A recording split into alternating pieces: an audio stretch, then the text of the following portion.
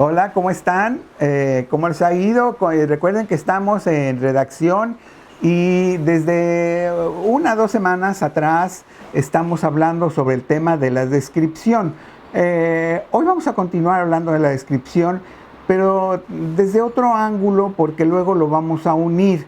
Y ese otro ángulo se llama la narración. De nada nos sirve ser buenos para describir lo que estamos viendo. Recuerden que ahí tenemos un pequeño esquema que dice que la descripción es observar, seleccionar y escribir. Sí, pero de nada nos sirve eso si luego no le damos una coherencia a nuestro texto para explicar lo que queremos describir. Si no, pues va a ser una descripción nada más como lista. La bonita silla de caoba, el candil de cristal, el jarrón de porcelana, el cielo azul, los verdes árboles. Pues sí, pero no estás diciendo nada. Necesitamos algo que aglutine, que es decir, que le dé cuerpo a eso, y eso se llama narración. Si por ahí me siguen en su libro de redacción, creo que es el de redacción 2, no sé por qué le pusieron esas denominaciones, pero bueno, dice redacción 2, que es en realidad redacción 1. Hay aquí en la página 211, hay una definición que quiero no que la corrijan, pero sí que quiero que la escriban de otra manera. La definición que nos dice aquí es: la narración es el relato de uno o varios sucesos ordenados de tal modo que adquieren un significado propio. Eso está muy bien. Narrar es contar, relatar una o varias acciones, valiéndonos del encadenamiento de las situaciones y las imágenes. Bueno, la definición que yo quiero es la siguiente. La narración, síganme por favor, la narración es contar uno o varios sucesos ordenados de tal modo que adquieren un significado propio. La narración es contar uno o varios sucesos ordenados de tal modo que adquieren un significado propio. Esa es la definición que yo quiero. Por ahí pueden abrir un paréntesis y luego poner: narrar es contar, relatar una o varias acciones valiéndonos del encadenamiento de las situaciones y las imágenes, y cerramos los paréntesis. ¿Sí me están siguiendo? Lo tienen en su libro, en su manual, de donde viene toda la teoría. Déjenme hablar un poquito de narración. Al principio les decía que, bueno, podemos ser muy buenos para describir lo que estamos viendo. Ya de hecho ya hemos visto un poco lo que es la descripción de algo muy difícil, que es la cuestión anímica, la cuestión del alma, la cuestión del espíritu, la melancolía, la tristeza, el aburrimiento. Todo eso no son fáciles de describir, por lo menos no de una manera interesante desde el punto de vista literario. Hay otras descripciones que no nos interesa tanto lo literario. Estoy pensando tal vez, si eres el gerente de una ferretería, pues lo que te va a interesar son 142 cajas de tuercas del número 7, y eso es todo lo que te interesa, ¿no? No vas a poner, hay 147 hermosas cajitas de unas tuercas muy brillositas. No, eso no nos interesa ahí en la ferretería. Por eso las descripciones son según en donde son. Yo estoy hablando, y prácticamente en todo el curso nos vamos a enfocar en la cuestión literaria. ¿Por qué en la cuestión literaria? Porque la otra, pues es obvio. Ya acabo de hacer ahí esta descripción chusca de que jamás vas a encontrar en un catálogo una descripción de este tipo, ¿no? A no ser que te quieran vender. La propaganda es, o mejor, más que la propaganda, la publicidad. Hay una diferencia entre propaganda y publicidad, ¿eh? Propaganda es básicamente de ideología, de lo que pensamos. Y publicidad es lo que vemos de tome este refresco, o esta silla es la mejor, y este carro le rinde 500 kilómetros con una gota de gasolina. Esa es publicidad. La publicidad luego abusa de las descripciones y nos hace descripciones mañosonas. Nos hace creer cosas que no son ciertas, Yo espero que ninguno de ustedes vaya a hacer un mal uso de la descripción. No estoy satanizando la publicidad. Uno de mis hermanos, que ya murió, que en paz descanse, él era publicista, pero hacía una publicidad de lo que debía ser, ¿no? Hoy en día tenemos un departamento que es la Profeco, que es la que se hace cargo de la seguridad de todos nosotros, los consumidores, y de vez en cuando nos hace ver cómo nos engañan luego con la descripción de los productos. Yo no sé si ustedes lo habrán visto, pero por ejemplo, la mayoría de los cereales ya no traen ninguna figura de caricatura. ¿Por qué ya no lo traen? Pues no lo traen porque normalmente el niño iba al supermercado y no le importaba lo que traía dentro de la caja, sino el tigre Toño o el león no sé qué, o la tortuguita no sé cuánto, y se iban por eso, y muchas veces se llevaban cereales que eran cereales huecos.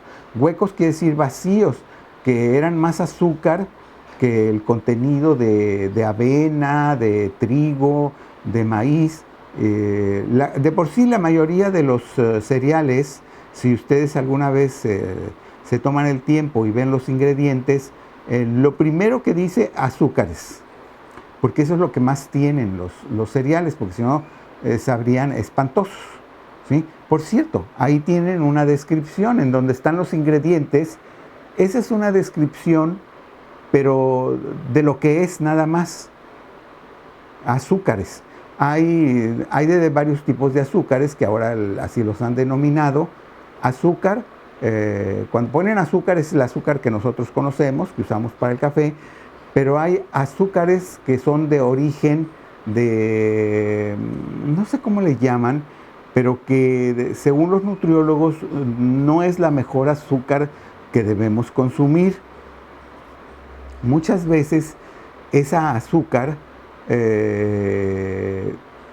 es de la que abusan los productos que comemos o tomamos, según sea el caso, y casi lo ocultan, ¿verdad? Donde vienen ingredientes, viene así con una letrita como de contrato, ¿no? Que no quieren que se enteren. Entonces, lo que está haciendo ahora el gobierno, el Estado, es que la gente sepa lo que está comprando. No les está prohibiendo, pero que sepan lo que están comprando.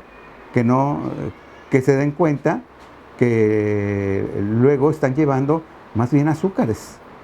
Entonces estamos creando, somos uno de los países que tiene más diabéticos en el mundo, ¿sí? Tomamos mucho refresco de Coca-Cola, ya se los he dicho. Hay de 12 a 14 cucharadas de azúcar en una Coca-Cola normal, ¿sí?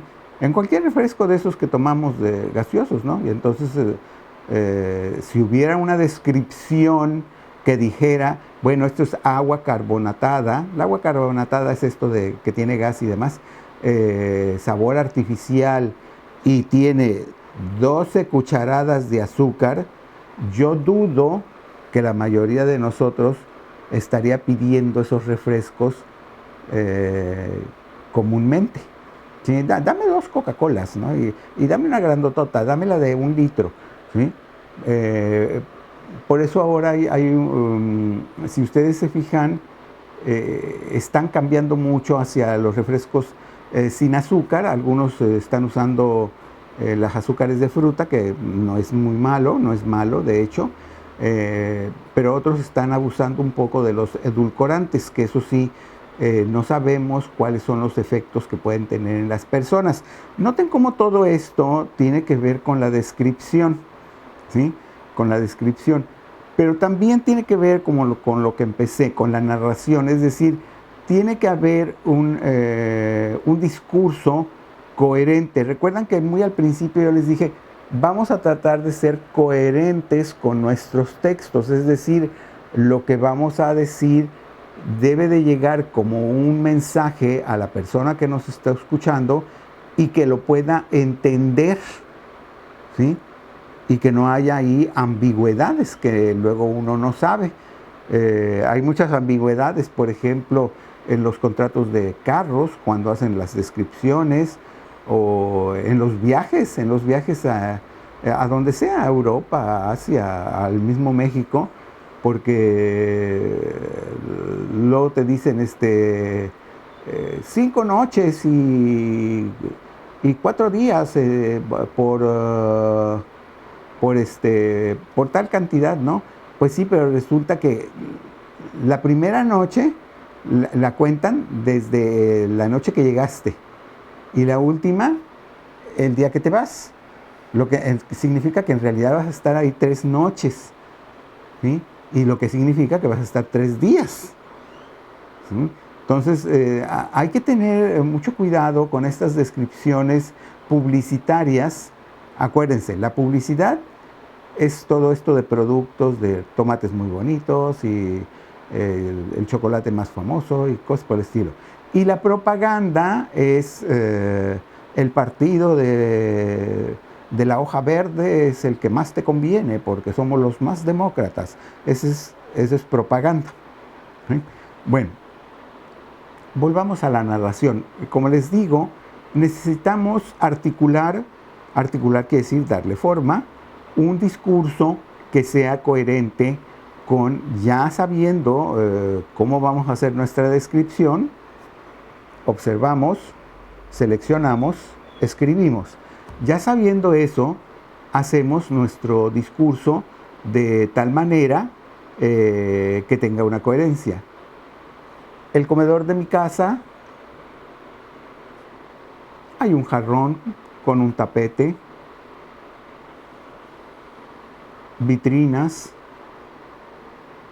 figuritas de porcelana, mesa de caoba, sillas, una cajonera estilo inglés, un mueble chino, paredes llenas de cuadros. Sí, pues sí estoy haciendo una descripción, pero si lo vamos a hacer articulado, podemos decir, el comedor del maestro Vega está formado por un comedor de caoba que tiene 8 sillas alrededor. Hay varias vitrinas que están llenas de figuras de porcelana. En el centro de la mesa del comedor hay un jarrón chino, no muy antiguo, ha de tener unos 60, 70 años, pero muy bonito. Como lámpara, en ese salón que está lleno en sus paredes de cuadros, hay un candil de 4 luces. En la actualidad uno de ellos está fuera de servicio porque está haciendo un mal contacto, pero es un candil muy bonito. Ahí podemos, fíjense, ahí, por ejemplo, los candiles estos de mi casa se llaman chinoisier, el estilo chinoisier. O sea, traduciéndolo un poquito al español sería como candiles chinitos, por decirlo de alguna manera. Es un estilo que se puso muy de moda en el siglo XVIII. En el siglo XVIII, es decir, 1700, 1800. Mis candiles no son tan viejos, ¿no? Son más o menos de principios del siglo pasado. Mi papá se los regaló a mi mamá, los fue a comprar en un bazar. Se caracterizan por tener supuestamente figuras chinas, paisajes chinos, o lo que entonces creían que era chino. En el caso de los candiles que yo tengo aquí, pues tienen un dragón, tienen una pagoda, ¿sí? Tienen un como bosque, ¿sí? Y tienen ahí un paisaje todo. Normalmente la gente pues nunca voltea a ver las lámparas, pero eso es todo lo que puedes describir de ese candil. Se puede hacer inclusive ahí un texto coherente a partir de lo que acabo de contar. Alguna vez nos contó el maestro Vega que el candil que está en el comedor de su casa fue un regalo para su mamá, que en paz descanse, de su papá, que también ya no está con nosotros. Se lo regaló, no recuerda si un día de las madres o en una Navidad. Fue una sorpresa para mi mamá, para la señora, porque ella no sabía que iba a recibirlos. Ese candil que recibió son de un estilo que se llama chinoisier. Es un estilo que estuvo muy en boga en el siglo XVIII francés, sobre todo. Se caracteriza por tener figuras chinas, o al menos lo que los europeos en aquel entonces creían que era lo chino. Bueno, ahí ya vieron que no es nada más la descripción per se, sino que hay todo un contexto y ya formamos un texto, un texto coherente sobre ese candil en particular. Por eso la vez pasada les decía, sí, hay descripción de todo, tú puedes describir absolutamente todo, pero depende de qué es lo que quieres describir y para qué, en función de tu texto, qué es lo que vas a describir. ¿Sí? Si, por ejemplo, vamos a describir que en este comedor se acaba de cometer un crimen, pues difícilmente creo que a alguien le interese mucho la historia del candil. Le interesarán otros asuntos que tú como escritor tendrás que buscar. ¿Sí? Podrás describir, no sé, y había varias figuras de bronce pesadas, y el hecho de que fueran pesadas, dices tú, bueno, si el asesinado tenía un golpe brutal en la cabeza, pues dices, pues tal vez alguna de estas esculturas fue usada como arma. Bueno, entonces estamos ya entrando en este capítulo, en este mundo de cómo vamos a escribir, y nos estamos dando cuenta que no es nada más, yo escribo. Sí, muchas cosas ya sé que las saben hacer. Si yo les pido, hagan un cuento, yo sé que lo van a hacer. Pero ahora estamos viendo cómo se desmenuza todo eso que estamos escribiendo. Ya estamos viendo las descripciones, vamos a continuar viendo. Un poquitito más adelante vamos a ver las descripciones de lugares, ¿sí? Que eso es también muy interesante, de lugares externos, no internos, sino externos. Y junto con objetos. Los objetos pueden ser las casas, ¿sí? O pueden ser los carruajes, o pueden ser los arbotantes. ¿Sí? Y todo eso es lo que les va dando una forma a nuestro texto. Vuelvo a usar la palabra coherente, un texto coherente. Entonces, por lo pronto ya establecimos que una narración es un texto que cuenta ciertas situaciones. Ojo, el verbo es contar, hay una acción, porque mientras que en la descripción es estar, es decir, no te mueves, en la narración ya empiezan los verbos. Ahí sí ya empiezas a contar, empieza a haber acción, ¿sí? Inclusive aunque sea un verbo de no activo, como por ejemplo, el jarrón estaba sobre la mesa. Sí, no se está moviendo, pero el hecho de estaba sobre la mesa, hay ahí como una especie de acción. Entonces, narraciones, pues, es contar una serie de hechos unidos con ciertas descripciones de tal vez un paisaje, tal vez de una habitación o lo que sea, para dar un sentido. Si ya habíamos tenido que la descripción era hacer un dibujo de lo que estábamos viendo, bueno, entonces ya podemos decir que una narración es contar algo de objetos de los cuales sabemos un poco más porque ya tenemos una descripción previa, ¿sí? No quiero complicarles mucho esto porque no es complicado, no lo es, no lo es. Describir es dibujar lo que vemos y narrar es contar, es decir, ponerle acción a lo que ya vimos. Esos son las dos, así simplificándolas. Desde luego, nosotros vamos a apuntar la definición que tenemos aquí de narración. En la próxima plática vamos a ver cuáles son los tipos de narración que existen. Pero antes de que yo me vaya a la otra plática y que me despida, les voy a pedir que lean el texto que viene aquí, que se llama Meta Menardi. Aquí me pongo a contar, que lo tienen, donde dice la narración.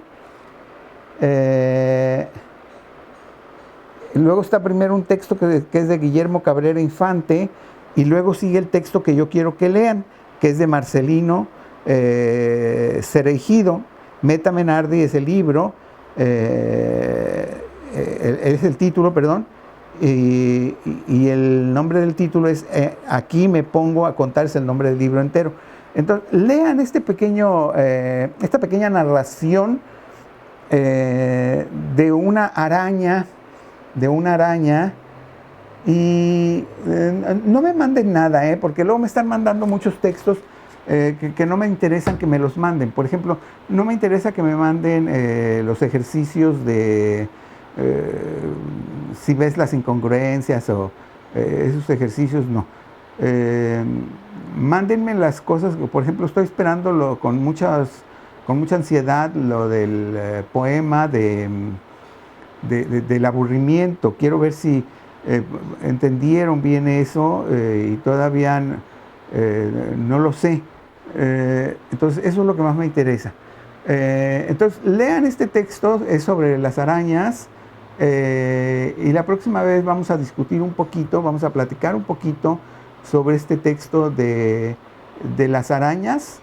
Por lo pronto, hoy no olviden apuntar su definición de narración junto con las otras que tenemos en nuestro cuaderno. Esto es importante, Alguien me va a decir, pues si ya están aquí, nada más las subrayo. No, quiero que las apunten en su cuaderno. No van a apuntar 22.472 definiciones, no. Van a ser unas cuantas. Entonces, apunten esa definición, por favor, y nos vemos en la próxima plática.